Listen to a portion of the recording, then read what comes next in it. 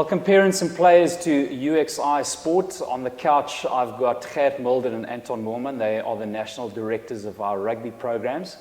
Gert currently serves as the head coach of Harlequins Rugby Club as well as the Pakistan national rugby side. He's been involved in numerous areas of rugby, especially in, I almost want to say the old Northern Transvaal, but in Blue Bulls rugby, amateur rugby, Tuks rugby. He's coached at various levels up in the north. Anton has been involved as a Western Province under-21 rugby coach. He's coached in Pro D2 rugby in France. He's also coached Major League Rugby and the SWD Eagles in South Africa. They manage our national rugby programs across the country.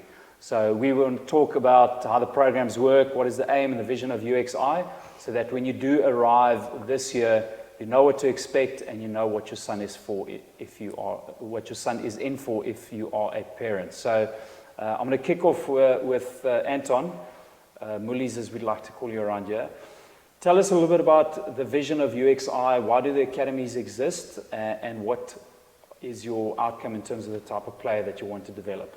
Andri, yeah, thanks very much. I think the vision is quite a specific one, and it's one that is sorely needed. We have a lot of youngsters who attend top schools, a lot of youngsters who play Craven Week, a lot of youngsters that are contracted post school into respective franchises or unions.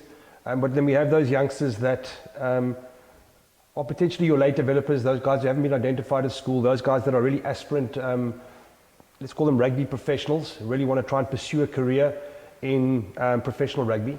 We provide them with that opportunity to not only come and follow a proper high performance program where they go through all the rigorous training, strength and conditioning, on-field rugby, off-field rugby, mental coaching, but also then have the opportunity to follow an academic option. So we've got a real holistic approach. We build the academic program into their rugby schedule, so we monitor their loads, and we try and create an environment where the percentage of pass rate or success rate is really achievable, because when one joins a high performance rugby program, the kids aren't used to the load. Yep. They're training twice a day on the field, they're in the gym, they're doing that 4 times a week, they've got matches on a Saturday, they've got academics on a Wednesday, they might have academic classes on a Friday. That becomes really overwhelming and consuming, and if you aren't monitoring their loads, you're really lining them up for failure. So at UXI we've really been able to gel all of this together, getting the two programs working in harmony, so that the boys can ultimately achieve on both rugby and on the academic fronts. So in light of the fact that, and we know this, that the stats say so few players make it in professional rugby, or at least make it to professional rugby. We know players leaving big rugby schools or come out of Craven Week, not even all of them get contracts into rugby. So how do you manage expectations in light of the fact that so few players do make it? You've got a 3-year rugby program, you've got boys leaving thinking that they're now qualified to be a professional rugby player.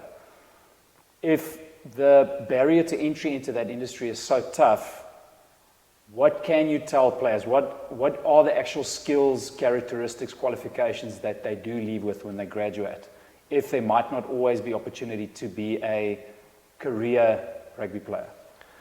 Look, I think the first thing that comes to mind is going to be honesty. Okay, and I think right from the outset, at each academy, all our coaches will address the boys, giving them that full explanation of what it takes to become that high performance rugby player, that youngster that achieves at the top level, the percentage of youngsters that will eventually go on and sign a professional contract with the Bulls, with the Sharks, with the Stormers. It's a very small percentile. Then you're talking about the youngsters who might become a Springbok. It becomes even less. The realities are that there's that high performance where we're talking about selection, and then there's the high performance about behavior and standards. And what we drive at UXI is to ensure that the players learn what it takes to have high performance behaviors. so that they can drive standards, and when they leave the academy, they're equipped not only to fit into a professional rugby structure, but if they're leaving to fit into a school where they're going to go and teach, or whether they decide to go to varsity and study to become an accountant. What it takes, the hard work it takes, the discipline it takes to achieving whatever their chosen path might be. So Anton, in light of what you said, these two views on what high performance is, it's seen as either a level of achievement, that reaching a career as a professional player, you almost see that level you reach as a high performance level, but then there's also high performance as a set of standards and behaviors that you want to drive. So it's more an input type of high performance. Given these two views, what do you mostly drive at UXI, and what do you think is more important? So through UXI, across the 6 institutes, we've got great coaching structures in place, coaches who are able to present and coach all the high performance tools that the players are going to require to try and graduate into that professional arena. But the reality is that what we drive are going to be high performance behavioral standards. Whether you're an Aspen professional and you can't adhere to discipline, if you can't adhere to your timekeeping, if you can't adhere to making sure that you're putting your teammates first, there's no I in team. We want the players when they leave here to have those values. Globally, if we talk about all the players that are part of the group, the small percentage that graduate into professional rugby, that will stand them in good stead. Those ones who graduate into universities to play varsity cup, whether they're going back to their own clubs, whether they're going to go and study online and become an accountant, those values they're going to take with them, and it's going to transcend across into their working, living environments. They're going to become better men, better fathers, better mates. Those are the values that us at UXI and that the coaches drive day in and day out. It's the way that we ensure that our players grow on the program, and we ensure that they get the value out of the 2 year or the 3 year time that they spend here, joined with their academic option that they're potentially following through one of our education providers.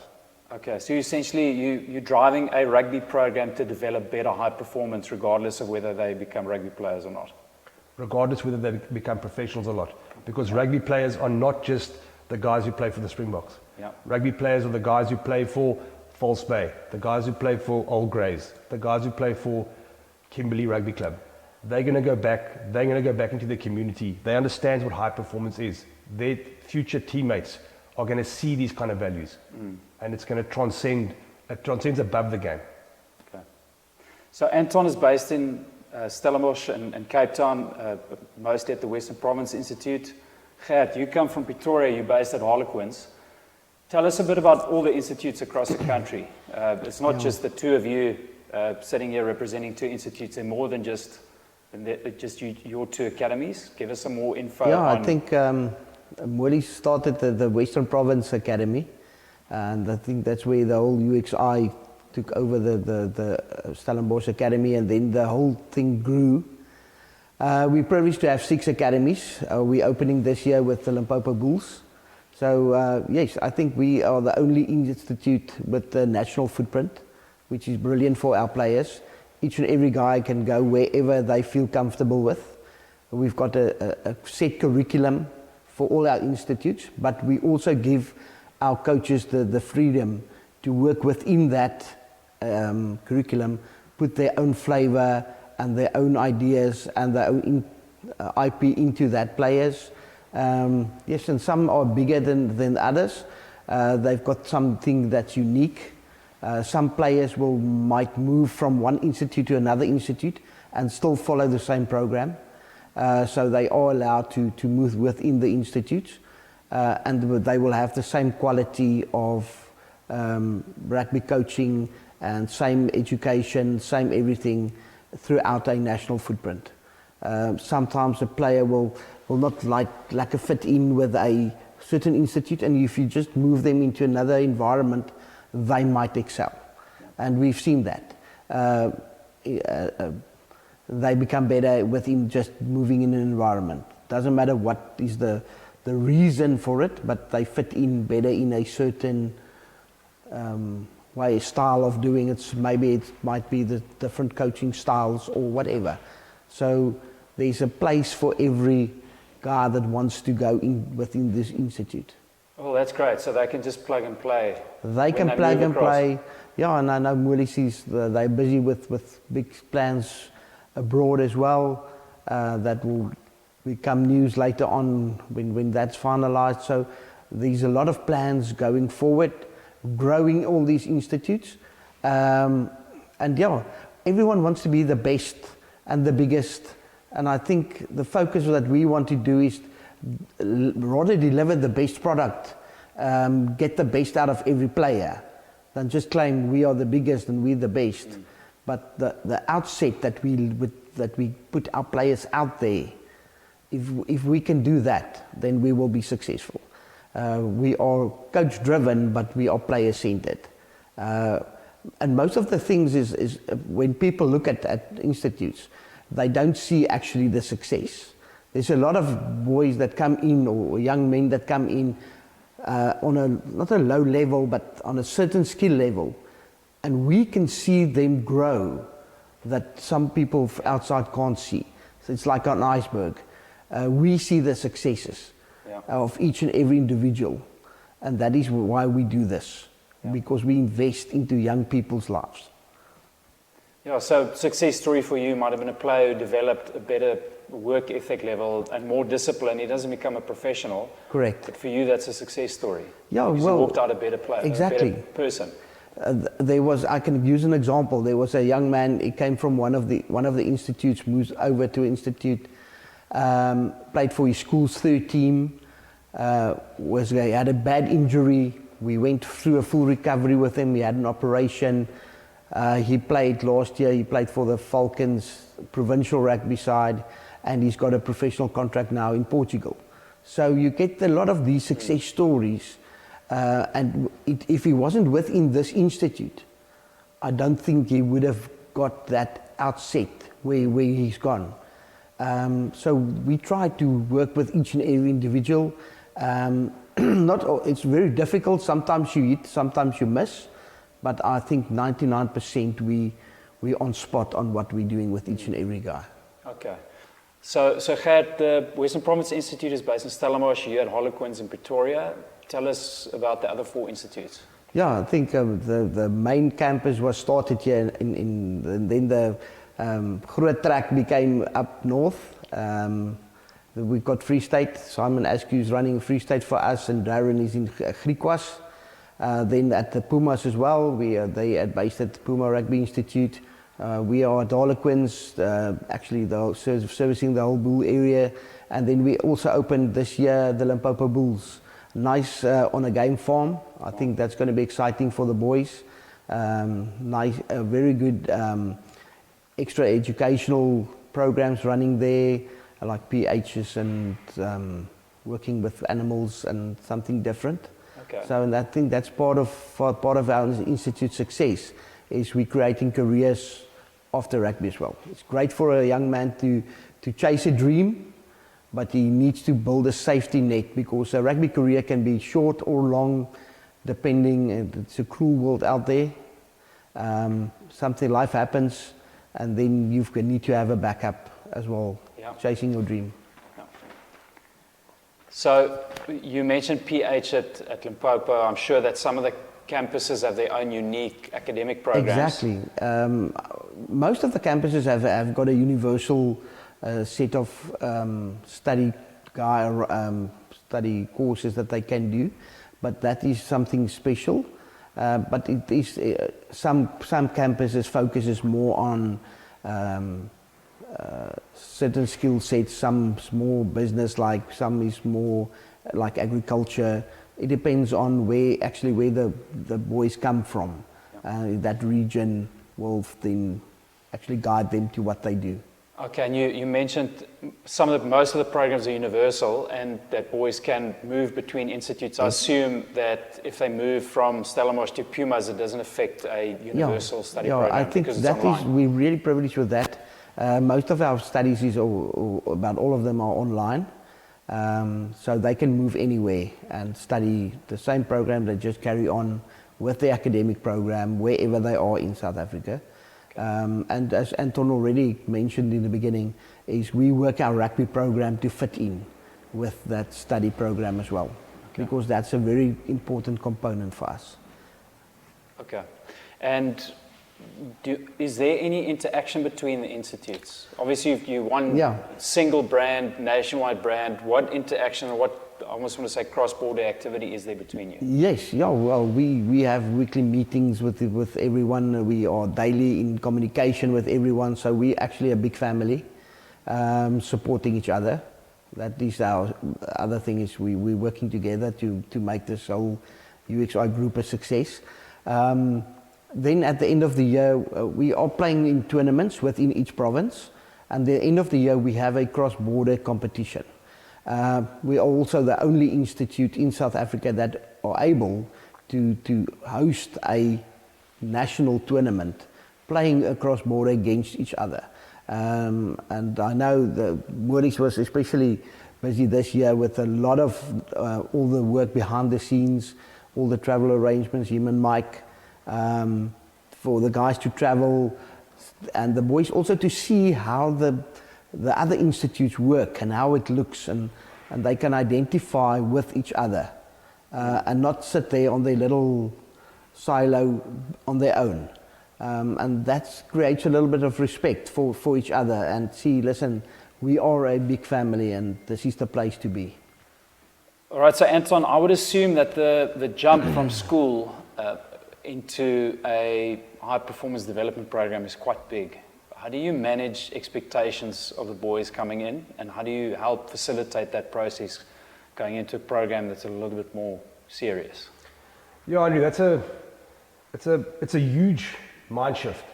It's and you're right. I think massive is something that the kids or the boys don't really realize it's going to be, and when they step into this environment, all of a sudden that load just hits them slap bang in the chest, and for the first probably the first month they're really treading water in terms of the first 2 weeks during orientation. There's a lot of team building kind of exercises that are done. They're waking up a little bit earlier. They're doing a lot more exercise, and they're gelling as specific units throughout the different institutes. But then once we start to integrate into the program, the kids have made their academic choices. We start to, as I said earlier, we start to manage their load. But then we start going into our individual player development programs, our player development programs, where they get assigned to specific coaches, and they start working on their individual goals, their individual objectives, and try and help them manage their lives accordingly. Time management is crucial, and rest is essential. So through our S&C departments, through our biokineticists who assist with all the rehabilitation, through our life skill coaches, through our high performance specialists that come in and address the boys on the requirements required to be on a high performance program. What is high performance? We really give them a step-for-step kind of guide, and then take their hand and walk the journey with them. We don't take their hand in a sense that we're going to be spoon feeding, but we give them the tools, and then it's up to the boys to grasp it and run with it. And there's those boys that'll take it and take it naturally. The boys that have and it's not just the boys that come out of the smaller schools or the big schools who react differently. It's really the individual, because it's I think the one thing that probably parents should realize is that UXI is a high performance program. You're sending your kid here to develop and become a better man, a better rugby player, a better human being. We're not a holiday camp. Yeah. He's not coming here for for the weekend. We as UXI have a vision. We are developing young professionals. Your son has entered into this program, you know, so we're going to drive those behavioral standards, and we're going to, the youngsters will adhere to them. Yep. To grow and to, you know, eventually achieve. So there's a huge step-for-step approach, but there's a lot of guidance that goes along the way, ensuring that they do ultimately succeed.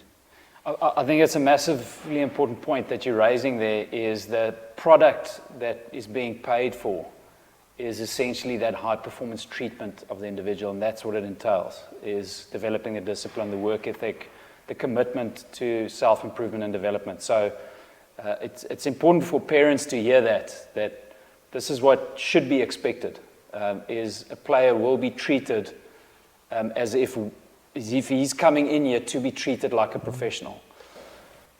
Okay, so Anton, given this, that you want to develop this type of high performance player, requires a high performance system where there's a very clear line between discipline, the work ethic, the commitment, you know, being on time, filling out preparation, and those individuals who don't always do what they need to be doing.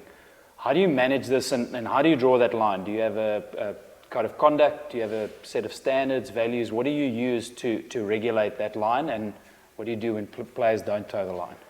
So Andri, what we've actually done over the last 2 weeks, we've done a road show through South Africa. With myself and Gert have gone and met with our central unions, Free State and Griquas, and then we met up with the Pumas, Limpopo and Harlequins, and with our high performance specialist who's helping us design some of our programs. We've gone and sat down and basically created a line where we are now driving standards. So we've brought all our coaches in line. We've created a set of basic UXI standards. Very simple. It's UXI players on time and prepared. We're talking about doing what needs to get done, and we're talking about respecting the brand. 3 simple things that players can be judged upon and held accountable to. And the players are they'll either toe the line and stay above, and if they drop below the line, then we have a system called the rite of passage. And that rite of passage is our rope system, which slots into our S&C departments. And our S&C departments and coaches will run the boys through a couple of rigorous exercises, which ultimately will condition them even better. But setting those standards for the year so that the boys understand that they are accountable for their actions, and there will be a repercussion if they are not toeing the line. So we've got codes of conduct, we've got standards, we've got our documents for our staff, and the boys will get their codes of conduct when they come in. And these things will be addressed by a professional, accompanied by myself and Gert, and then those same messages, the fundamentals, the type of language we want to communicate to the boys in will all be followed through by our coaching teams in day-to-day sessions, in life skill sessions, in our way that we communicate. And I think that is a massive step forward for UXI. I only joined UXI back in February in 2024. Gert has been here a little bit longer than me. I was abroad coaching, and we sat from outside and had a look how we can uplift our program. And we believe that by creating a sterner set of standards, the boys will fit in and not necessarily accept the type of values that we want to impose on them, okay? But will accept that they are going to be held accountable for their actions. And we believe that everybody needs to be. And that's not just players. That's staff as well. That's management as well. I think so. To answer your question, yes, we've got codes of conduct. We've got standards that are in place.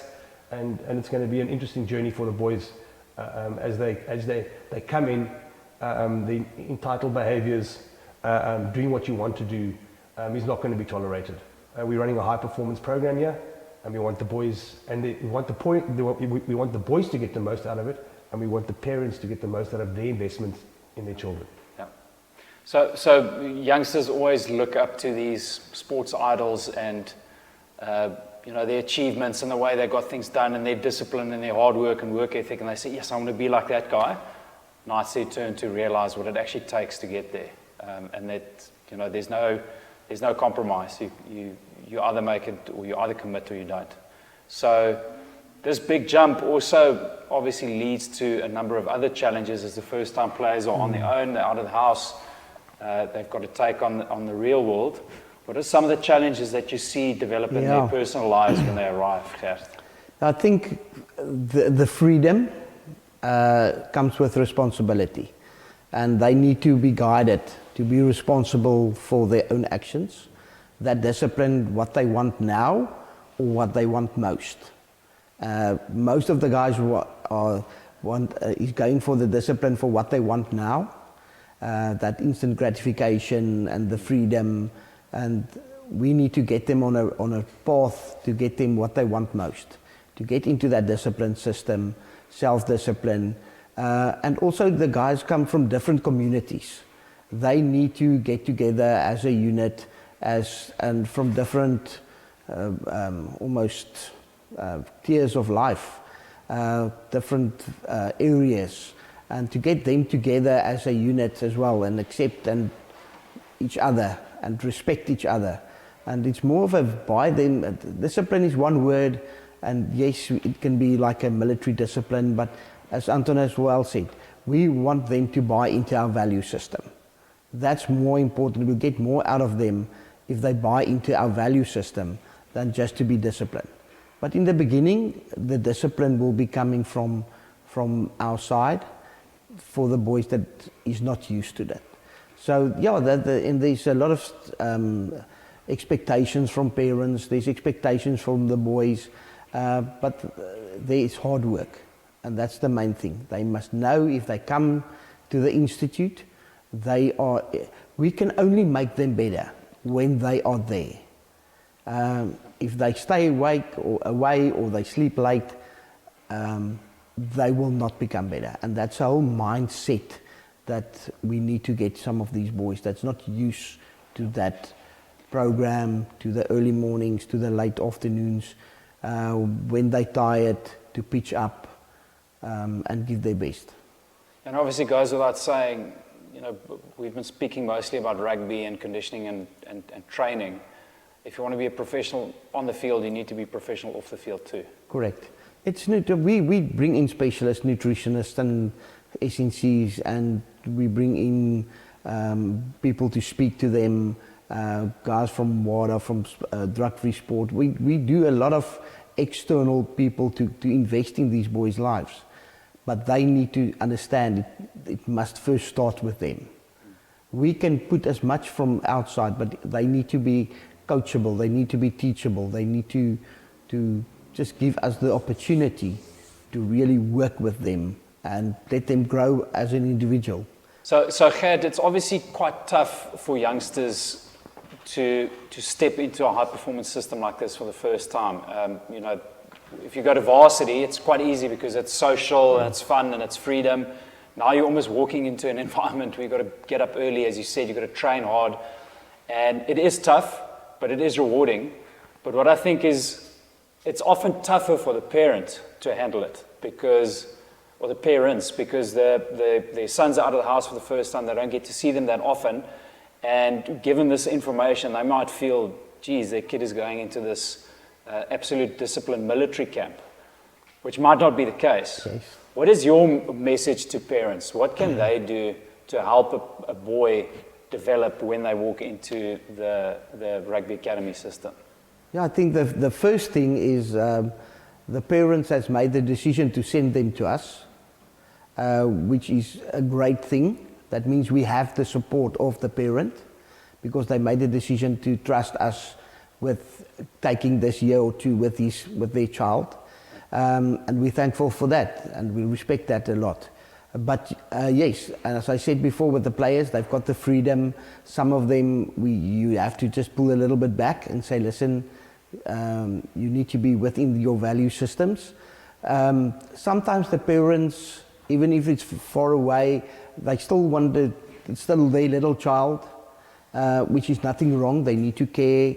But my message would be, listen, support your child, but also try to distance yourself a little bit and let him grow. Give him the wings to and almost like, not freedom, but give him wings to fly high. Just stand a little bit back and give us the opportunity to work with him, but also let him grow as a person.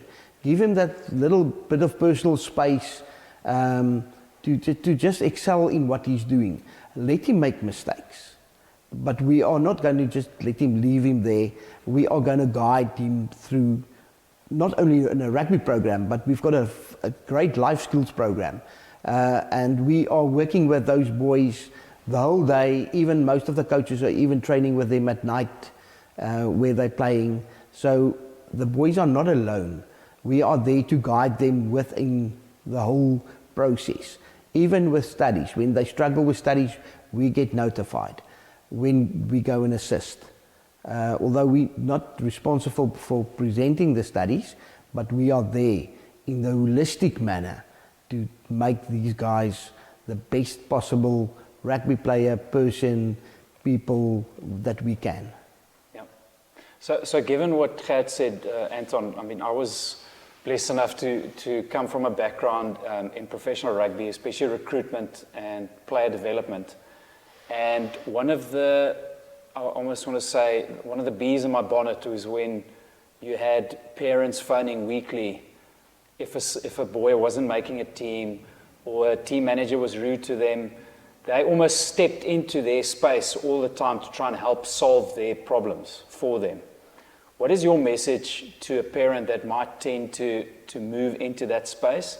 And what's the best way to actually allow a kid to just grow on his own? Well, I think the big thing is well, number one, encourage your child to communicate. He stepped out of home for the first time. He's becoming a young man. He's going to develop relationships with coaches, different coaches. He's going to have position-specific coaches. He's going to have forward coaches. He's going to have head coaches. He's going to develop those kind of relationships. So communication is key. Outside of that, I think it's important, Gert alluded to it, is just to let your kid fly. Release the apron string slightly. Okay, let him go and make mistakes. He's going to be living on his own for the first time. He's got to learn how to wash dishes, how to clean his shower, how to make his bed in the morning. He's going to be living with people. He might be sharing an apartment. There's a whole variety of factors that he's going to be exposed to. It's encourage the good values, and encourage to treat where he's going to be like he would treat his own home. He might have to learn to cook. He might have to go and do some shopping. He's becoming a young man. You know, we see them evolve during the course of the year. We've seen it over the last 10 years that we've been busy with these youngsters. There's some guys whose parents don't allow them to do that. Okay, and 9 times out of 10, those are the boys that struggle. Yeah. It's the parents who actually allow their kids to make the mistake or to fend for yourself. Yeah. Those are the ones who normally grow up and accept the responsibility a lot quicker. Yeah. So I guess my message to I had a son who went to the institute as well with Western Province. You know, and my wife had to let the apron strings go as well. And as a dad, I had to give my wife that kind of guidance. You know, let him be. And he's going to make mistakes. They're going to come home on the weekend. You're going to have your time with them. And then from a selection perspective, you know, selection is driven by standards. We spoke about them earlier on. If you're on the field and you're training, if you're on time, you're going to be selected for most of the games. If you aren't on the field, if you're removing yourself from the environment, that's when ultimately you aren't going to be involved. So I'm not saying that a phone call to myself and Gert or whoever the respective head coach is not is not on, by all means, give us a call. But chat to your son. Find out the reasons why he's not there. Because sometimes the reasons you hear are not actually the reasons for that have caused him not to have been selected for a side on the weekend or included in an activity. Yeah. You mentioned have a son fend for themselves. That stood out for me because one of the main messages I had for parents when I worked in a high performance setup, working with under 19s, was your son is the closest to the information in the system, not you. So encourage him to go and speak to the coach himself, go and speak to the conditioning coach. Let him be the one to go and get that information.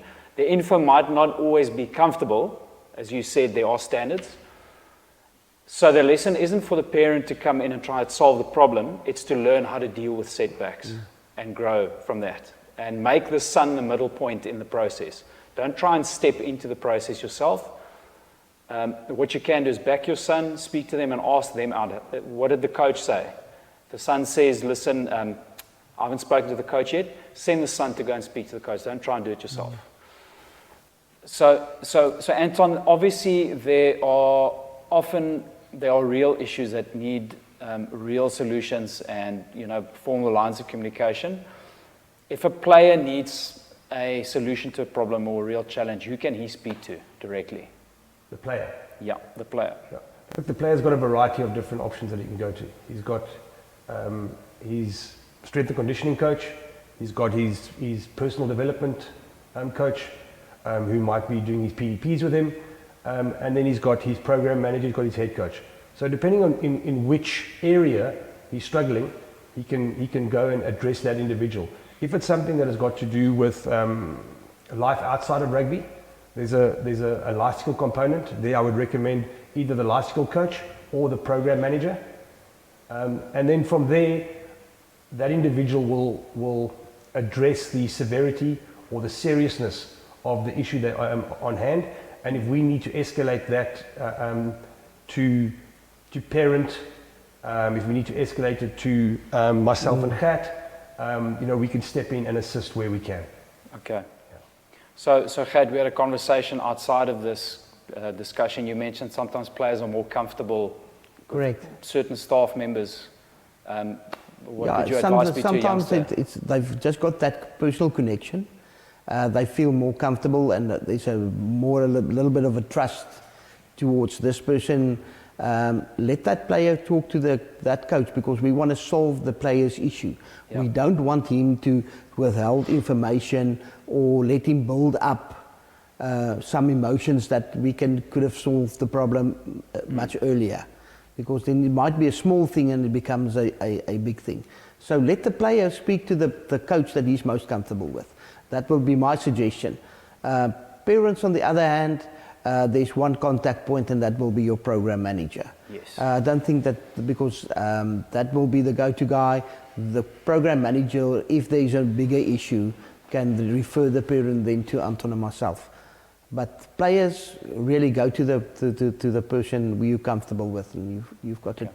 So obviously we don't want to exclude parents at all. Not at all. Not at all. There are instances where they're more than welcome to contact. Yes. You're saying that contact point is the player's specific program manager. Yeah, we see parents as a partner in this whole growth process of the players. We've got a WhatsApp group with especially parents where we give all our information to, and it's an open communication line to them. The players got a fantastic reports at the end of the term that you can see their progress on every level. I think it's a really extensive document that parents receive from us, and if there are any questions on the growth of the player, they are more than welcome to discuss it with us as well. So there is an open line of communication. We don't say, listen, parents, we do not want to talk to you, but we ask the parents to give the boy some space to grow as a person on their own. Exactly, and obviously trying to keep the line of communication to the program manager. Correct. Helps protect the professional integrity of conditioning coaches. They have to keep that distance to help them make the right decisions, seeing as it is a professional decision most of the time.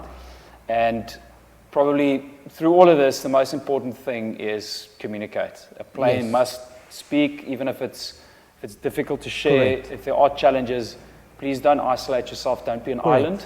You have to be open. We're here to listen. We've got facilities for you to speak to. And we do want to help you. Yeah, no, 100%. Communication is key. Yeah. If you don't communicate on the rugby field, you're never going to get the ball. You're never going to know where your teammates are going. If you've got a problem, if you don't communicate, you're never going to sort your problems out. And there's an open door policy. The coaches are only too eager to assist. Myself and Gert on a higher level are only too eager to assist with any kind of specific issue. And our communication channels are, as Gert alluded to, are fantastic. Schedules, weekly planners, rugby games, any information pertaining to each specific institute is directed out to a Griquas parents group or a Pumas parents group or a Western Province parents group. Likewise, we have players group. So the communication is there. Follow those channels, and I'm sure that probably 90% of your questions will be fielded during the weekly communication that comes through. Okay. Anton, any final messages for parents or players? No, I just think that the intake for 2025 is imminent. You boys have got a couple of days left. I think the province boys arrived down here on the 8th for their orientation, and I think the last orientation is up in Limpopo on the 12th of February. We're really excited. The coaches are extremely excited to welcome you all. Embrace this new journey in your lives. It's going to be a fantastic year. It's going to be a year filled with a lot of excitement, a lot of highlights, but a lot of hard work. So come in with the right mindset, and we're looking forward to what you guys can do, not only on but also off the field, and how you can contribute to a great year for UXI in 2025. Gert, do you have any final messages that you'd like to leave? Anton has spoken so long. My only message is bring your attitude. That'll make the thing easy for yourself. If you come with a positive attitude and energy, it'll make it much simpler, and you'll enjoy every minute. We are ready to take the boys to the next level. We've got fantastic staff that is excited. The planning is already handed in and planned for the first 2-3 weeks throughout the orientation. So we're looking forward to a great year again. Okay. Thank you very much, gentlemen. And we're looking forward to welcoming you. It's going to be a fantastic year. If you remember anything over or out of this whole conversation, is that you are coming here to become a high performer. So we will treat you like one. It might sound tough and might sound straight, but it is going to be rewarding in the end. So we look forward to welcoming you, and we'll see you soon. Cheers. Thanks, Andri.